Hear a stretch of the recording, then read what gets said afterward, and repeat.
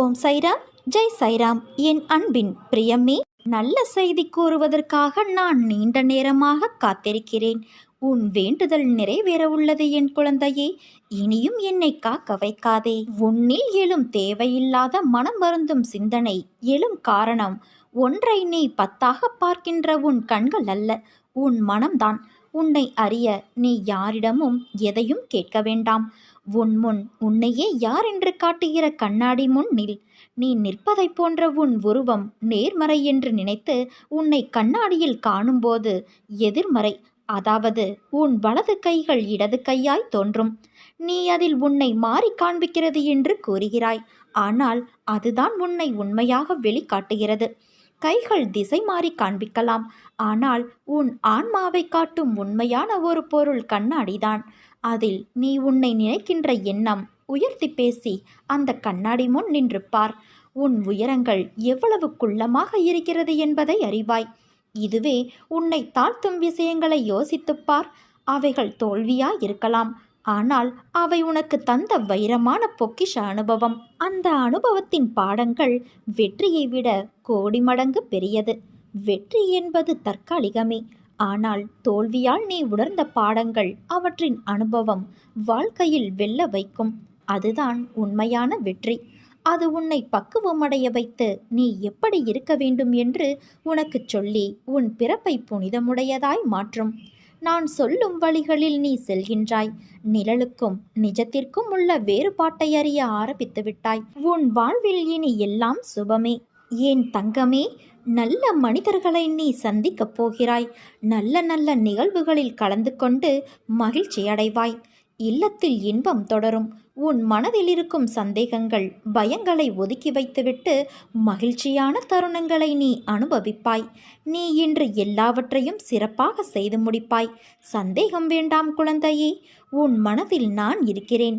சில நாட்களாக நான் உனக்கு வெளிப்படாதது போல தோன்றும், ஆனால் உன்னை வேறு சில உலக வாழ்க்கையில் செய்ய வேண்டிய காரியங்களுக்காக நான் பணித்துள்ளேன்.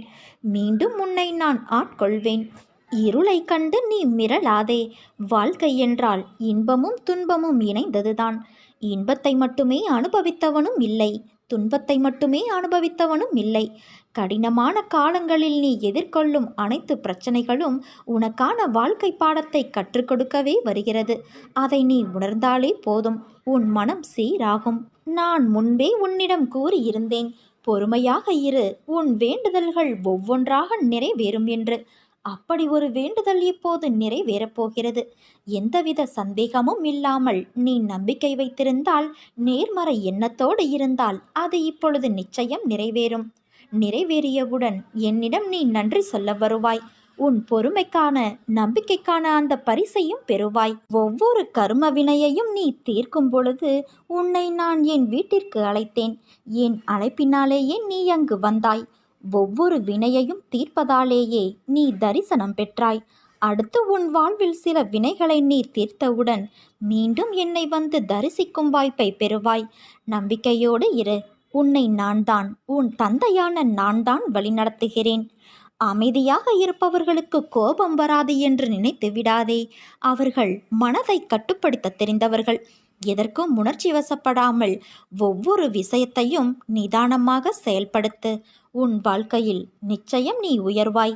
நான் நிரந்தரமாகவே உன் அருகில் இருக்கிறேன் என்று உன் மனம் நம்ப ஆரம்பித்து விட்ட பிறகு உன் மனதின் வேகங்களும் தீவிரமான உணர்ச்சிகளும் தாமாகவே பலம் இழந்துவிடும். காலப்போக்கில் வேரோடு அறுக்கப்படும். மனம் வேகங்களிலிருந்து விடுபட்டுவிடும். நீ ஏன் ஒரு சிறிய விஷயத்தை கூட பெரிய விஷயமாக பார்க்கிறாய்? அனுசரித்து போக வேண்டும் என்று சொல்கிறேன். பொறுமையை கையாண்டு வாழ்பவர்கள் வாழ்க்கையை ஜெயிப்பதற்காக பிறந்தவர்கள். ஒருவர் உன்னை எந்த வகையில் அலட்சியப்படுத்தினாலும் அதை நீ உன் மனதிற்குள் எடுத்துக்கொள்ளாதே. புறக்கணிப்பு என்ற இடத்தில்தான் உனக்கான சரித்திரம் உருவாகிறது. அந்த இடத்திலிருந்துதான் நீ விருட்சமாக வளரப்போகிறாய்.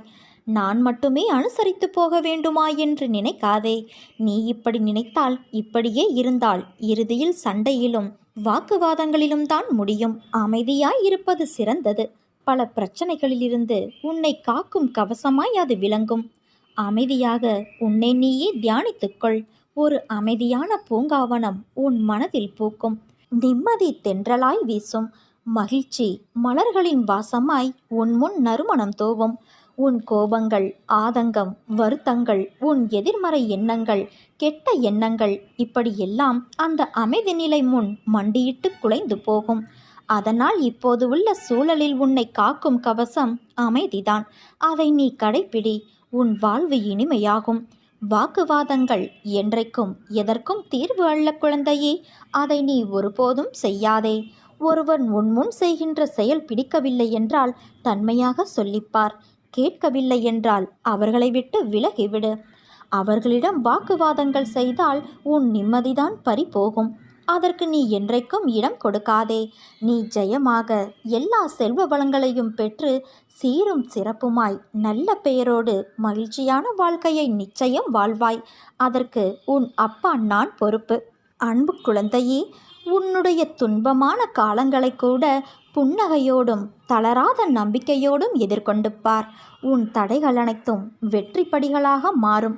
அதை பின்பற்றுவது சிறிது கடினமான ஒன்றுதான். ஆனால் அதை முயன்று பார். உன் துயரங்கள் அனைத்தும் காணாமல் போகும். நீ வாழ்க்கையில் வெற்றி பெறுவதற்கு 2 பெரும் ஆயுதங்கள் தேவை. அதில் ஒன்று நம்பிக்கை, மற்றொன்று பொறுமை. இந்த 2ம் இருந்தால் உன்னை வெல்ல இந்த உலகில் யாராலும் முடியாது. இன்று மட்டும் அல்ல, என்றென்றும். இந்த பிறப்பில் மட்டும் அல்ல, இனி வரப்போகும் பிறவிகளிலும் உனக்கு எந்த விதமான தீங்கும் யாரும் இழைக்க முடியாது. நான் அதை பார்த்து கொள்கிறேன் என் குழந்தையே. என் தங்கமே, ஏன் உன் வாழ்க்கையை ஏக்கங்கள் நிறைந்ததாய் மாற்றியுள்ளாய்? ஏக்கங்கள் உன் மனதை அழுத்தும் அளவிற்கு அதை உனக்குள் வர நீ அனுமதித்துள்ளாய். யாரும் இல்லை என்று புலம்புகிறாய். அதே நேரத்தில் உன் மனமானது அன்பிற்காக ஏங்கி நிற்கிறது. எதிர்பார்ப்பின் தோல்வியே ஏக்கத்திற்கான ஆரம்ப கட்டம். அதனால்தான் எதையும் யாரிடமும் எதிர்பார்க்காதே என்று கூறுகிறேன். உன்னிடத்தில் என்ன இல்லை? அறிவா, திறமையா, குணமா? எல்லாம் உன்னிடத்தில் கொட்டி கிடக்கிறது. நீ ஏங்கும் அன்பு யாரிடம்? உன்னை எல்லோர் முன்பும் நீ காட்டும் அன்பை அலட்சியப்படுத்திய உள்ளத்திற்காக நீ ஏங்கி நிற்கிறாய். அவர்கள் உன்னை புரிந்து கொள்ளவில்லை என்று அறிந்த பின்னரும் உன் மனம் ஏக்கங்களால் புண்ணாகிப் போவதை என்னால் தாங்க முடியவில்லை. உனக்கு எது நிரந்தரம் என்று புரிய வைப்பதற்கு சில நிகழ்வுகளை உன் முன் நிறுத்தினேன். ஆனால் எவ்வளவு ஆழமாக இருந்ததால் உன் மனம் காயப்படுகிறது. இனிமேல் அதை உன்னிடத்தில் நான் அனுமதிக்க மாட்டேன். உன் கண்முன் போலியான அன்பு கொண்டு இருப்பவர்களை திரையிட்டு காண்பிக்கப் போகிறேன். ஒரு நாள் உன் முன் உன் அன்பிற்காக அவர்கள் ஏங்கி நிற்கப் போகிறார்கள். அது நடக்கத்தான் போகிறது என் குழந்தையே. உன் தொழிலில் நஷ்டம் என்ன செய்வது என்ற நிலையை தாண்டி நிம்மதி இழந்து எந்நேரமும் பயந்து நீ இருக்க வேண்டிய அவசியமில்லை. இனிமேல் கீழே எவ்வளவு குறைந்ததோ அதற்கு 100 மடங்கு உனக்கு உயர்த்தி உன்னை உச்சியில் ஏற்றி உட்கார வைப்பேன். முதலில் உன் வாழ்விலோ தொழிலிலோ சறுக்கல்களையும் கஷ்டங்களையும் நீ சந்தித்துள்ளாய் என்றால் நீ வாழ்வில் வெற்றியடைய தகுதியாகிவிட்டாய் என்று அர்த்தம். நீ 4 படி ஏறினால் 2 படி சறுக்கும் என்ற வாக்கியத்தை தெளிவாக உன் கவனத்தில் ஏற்றிக்கொள். உன் 2 படி சறுக்கல் 4 படி முன்னே செல்ல அதை தாங்கும் சக்தியாய் 2 படி இப்போது பின்னே வைத்துள்ளாய். அது தோல்வி இல்லை. வெற்றி பெற்றவருக்கு தன் உழைப்பின் அருமை புரியும். ஆனால் பல தோல்விகளை பார்த்து பிறகு வெற்றி பெற்றவர்களுக்குத்தான் உழைப்பின், வாழ்க்கையின் அர்த்தம் புரியும். நீ நிச்சயம் அர்த்தங்களின் சங்கமமாய் திகழப்போகின்றாய். வாழ்க்கையில் எல்லாம் சரியாகிவிடும். நீ எதற்கும் கலங்காதே. உன்னோடு உன் தந்தை நான் இருக்கிறேன். நீ ஜெயமாக நல்ல ஆரோக்கியத்தோடு எல்லா செல்வங்களையும் பெற்று சீரும் சிறப்புமாய் வாழப்போகிறாய். உன் கடந்த கால வாழ்க்கையை நீ அறிய விரும்பினால் உன் தற்போதைய நிலையை பார்.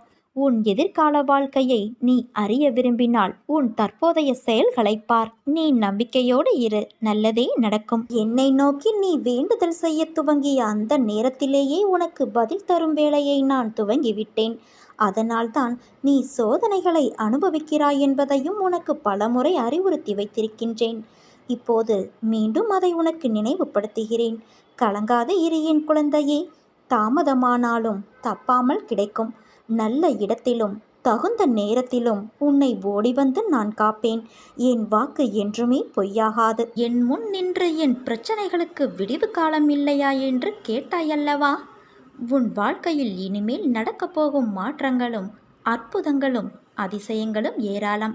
கவலைப்படாதே. கர்மா என்னும் தூசுக்கள் உன்னை தாக்காமல் என் இமை உன்னை காக்கும். சிறு சிறு கர்மாக்கள் உன் கண்ணில் விழுந்த தூசியாய் உன்னை உறுத்தினாலும் என்மேல் நம்பிக்கையோடு இரு. அதையும் நானே எடுத்து விடுகிறேன். நான் இருக்க பயம் எதற்கு? உனக்கு எதிராக எத்தனை பேர் செயல்படுகிறார்கள் என்பதை பற்றி நீ பொருட்படுத்தாதே. மனதை குழப்பும் பிரச்சனை விரைவில் சரியாகிவிடும் என்று மனதில் சொல்லிவிட்டு உன் வேலையை பார். விரைவில் அதிசயம் நடக்கும். ஏற்பட போகும் அதிசயங்களுக்கு நன்றி என்று ஆழமாக சொல்லிக்கொண்டே இருந்தால் போதும். அது எப்படி சரியாகும்? சரியாகும் வழிகளை பற்றியெல்லாம் நீ ஆராய வேண்டாம். நமக்கு ஒரு சில வழிகள்தான் தெரியும். ஆனால் பிரபஞ்சத்திற்கு 1000 வழிகள் இருக்கும். அது எப்படியும் சரி செய்துவிடும். உன் வார்த்தைகள் எண்ணங்கள் பிரபஞ்சத்திற்கு கட்டளைகளாக அனுப்பப்பட்டு விரைவில் சரி செய்துவிடும். உன்னை சுற்றி எதிராக நடப்பதை பற்றி கவலை வேண்டாம் குழந்தையே. பயம் குழப்பங்கள் வரும்போது பதட்டமில்லாமல் ஆழ்ந்து அமைதியாக இருக்க கற்றுக்கொள். நான் மிகுந்த நம்பிக்கையாக இருக்கிறேன். விரைவில் அதிசயம் நடக்கும். ஏற்பட போகும் எல்லா அதிசயங்களுக்கும் நன்றி, இந்த பிரபஞ்சத்துக்கு நன்றி என்று ஆழமாக மனதில் சொல்லிக்கொண்டே இரு. நிறுத்தாமல் சொல்லிக்கொண்டே இரு. உன் வார்த்தைகள், நம்பிக்கையான உணர்வுகள், சந்தோஷமான எண்ணங்கள் போதும். எல்லாவற்றையும் சரி செய்துவிடும். உன்னுடைய நேர்மறையான சக்தி இந்த பிரபஞ்சத்தை காட்டிலும் சக்தி வாய்ந்தது என்பதை மட்டும் உணர்ந்து செயல்படு. உழைப்புக்கு பின்னால் வரும் வெற்றி நிரந்தரமானது. ஒவ்வொரு படியாக உயர்ந்தால் என்றும் உச்சத்தில் இருக்கலாம். ஒருவர் மறுபிறவிக்கான காரணமே உந்துதல்களை கண்டறிவதே. அனைத்து உந்துதல்களுக்கும் அடிப்படை உள்ளே எஞ்சியிருக்கும் போராட்ட உணர்வின் கடைசி தீக்குண்டத்தையும் ஊதி அணைத்தால் மட்டுமே மறுமலர்ச்சி சாத்தியம். சினம் வரவேண்டிய தருணத்தில் சிரிப்பவனை நம்பாதே. அவன் வேறு திட்டம் வைத்திருப்பான். உன் வழிகள் எவ்வளவு இருந்தால் என்ன? அந்த வழிகள் என் அனுமதி இல்லாமல் உன்னிடம் எப்படி நெருங்கும்? என்னிடம் இருந்து நீ எதையும் மறைக்க முடியாது. உன் மனதில் இருப்பவன் நானே. உன் செயல்கள் அனைத்தையும் நானே அறிவேன். மற்றவர்களுக்கு நல்லது செய்தால் உனக்கு 100 மடங்கு நல்லது நடக்கும். அதற்காக பயனை எதிர்பார்த்து உதவி செய்யாதே. உன் மனம் சஞ்சலமடைகிறது. அதை நேர்முகப்படுத்து. உன் கஷ்டங்களும் துயரங்களும் முடிவடையும் நாள் வந்து விட்டது. மனிதனுக்கு சொத்து என்பது நிம்மதியும் வாழ்க்கையில் ஏற்பட்ட மனநிறைவும்தான். இந்த மண்ணில் மற்ற உயிருக்கு மதிப்பையும் உதவியும் செய்து வாழ்பவன் வாழ்க்கையில் வெற்றி பெற்று வீடு பேறு அடைகின்றான். அவர்களுடைய ஆத்மா என் பாதத்தில் சரணடையும். பிற உயிருக்கு உதவி செய். இயலாவிட்டால் அவர்களுக்காக பிரார்த்தனை செய். ஒரு உயிருக்கு மரியாதையும் மதிப்பையும் கொடுத்தால் வாழ்வில் அமைதியையும் ஆனந்தத்தையும் நிம்மதியும் அடைகின்றான். இதை நான் உன்னிடம் சொல்ல காரணம், நிம்மதி ஆனந்தம் எதில் இருக்கிறது என்பதை உணராமல் ஓடிக்கொண்டு இருக்கிறாய். வாழ்க்கைக்கு எது தேவை, உனக்கு என்ன தேவை என்பதை அறிந்து பயணம் செய். என் குழந்தை நிம்மதியாக வாழ்க்கையில் நிறைவாக இருக்க வேண்டும் என்பதே என் எண்ணம். உனக்கு எல்லாம் சாதகமாக நடக்கும். வருந்தாதே. உனக்கான காலம் வந்துவிட்டது செல்வமே. உனக்கு துணையாக உன் சாய் தேவா இருக்கின்றேன். உன்னை பழி சொன்னவர் யாரும் உனக்கு வழி சொல்லப் போவதில்லை. பொறுமையுடனும் நம்பிக்கையுடனும் இரு. மனதளவில் உடைந்து போய் இருக்கிறாயா? கவலைப்படாதே. நான் உன்னை உருவாக்கி உயர்த்தப் போகின்றேன். விசுவாசத்தோடு நீயே எனக்கு நன்றி சொல்வாய். நீ செய்த பாவங்கள் அனைத்தையும் உன் சாய் தேவா நான் அறிவேன். இப்பிறவியில் நீ எப்படி செயல்படுவாய், இனி வரும் பிறவியில் எப்படி இருப்பாய் என்பதையும் உன் சாய் தேவா நான் அறிவேன். நீ படும் வேதனையை பார்க்க முடியாமல் கவலைப்படுகிறேன். உன்னை பாதுகாக்க உன் கூடவே நிழலாக இருக்கின்றேன். ஒவ்வொரு நொடி பொழுதும் உன்னை நான் தேற்றுகிறேன். மனதை தேற்றிக்கொள். நீ எங்கே போனாலும் உன்னை பாதுகாக்க உன்னோடு வருவது சாயப்பா என்று நீ நம்பினால் சாயப்பாவிற்கு நன்றி சொல். வாழும் நாட்கள் எப்படி இருக்க வேண்டும் என்று என்றைக்காவது நீ யோசித்து இருக்கிறாயா? அப்படி நீ யோசிக்க ஆரம்பித்தால் உன் வாழ்க்கையில் வெறுப்பையும் வெறுமையும் உணர்ந்திருக்க மாட்டாயே. வாழ்க்கையில் நினைத்தது எல்லாம் கிடைத்துவிட்டால் உன் வாழ்க்கையின் சுவை எப்படி இருக்கும் என்று யோசித்துப்பார். நீ நினைப்பவையெல்லாம் நல்லதும் இருக்கும், கெட்டதும் இருக்கும். அவைகள் எல்லாம் உன் வசம் கிடைத்தால் நீ திருப்தி அடைவாய். ஆனால் உன்னை சுற்றி உள்ளவர்களுக்கு அது பாதகமாக இருக்கும் என்ற யோசனையே உனக்கு வராது. நீ என்று உன் விருப்பங்கள், உன் கனவு, உன் ஆசை, உன் லட்சியம் என்று வாழ்ந்தால் சுயநலமாய் நீ மட்டும்தான் உன் வாழ்க்கையில் ஒத்தையாக இருப்பாய், ஓசையில்லாத இசைக்கருவி போல. முதலில் ஏன் இப்படி என்னை படைத்துள்ளீர்கள் என்று என்னிடம் நீ முறையிடுவதை நிறுத்து. உன்னிடம் நிறைய திறமைகள் உள்ளது, ஆனால் அதை செயல்படுத்த தெரியவில்லை. வாழ்க்கையில் உள்ள கஷ்டம் என்ற ஒன்றையே நினைத்து அதில் தேங்கி நின்று முன்னேறாமல் சோம்பேறியாகவும் இருந்தால் வாழ்க்கையில் நீ நின்று கொண்டேதான் இருப்பாய். நேரங்கள், நிமிடங்கள் போய்கொண்டேதான் இருக்கும். வாழ்க்கையில் முதலில் உனக்கு எது தேவையுள்ளது, எது தேவையில்லாதது என்று பட்டியலிடு. தேவையுள்ளவற்றை முன்னே நிறுத்து. அதற்கான முக்கியத்துவத்தை கொடு. அதற்காக உழைத்து போராடு. நிச்சயம் எல்லா விஷயத்திலும் நீ முக்கியமாக திகழ்வாய். உன்னோடுதான் நான் என்ற உன் சாய் தேவா இருக்கிறேன். என் பரிபூரண அருளும் அன்பும் ஆசிர்வாதமும் எப்போதும் உனக்கு உண்டு. நீ ஜெயமாக நன்றாக எல்லா செல்வ வளங்களையும் பெற்று சீரும் சிறப்புமாய் நிச்சயம் நல்ல பெயருடன் வாழ்வாய். நான் இருக்கும்போது நீ ஏன் அனாவசியமாக பயப்பட வேண்டும்?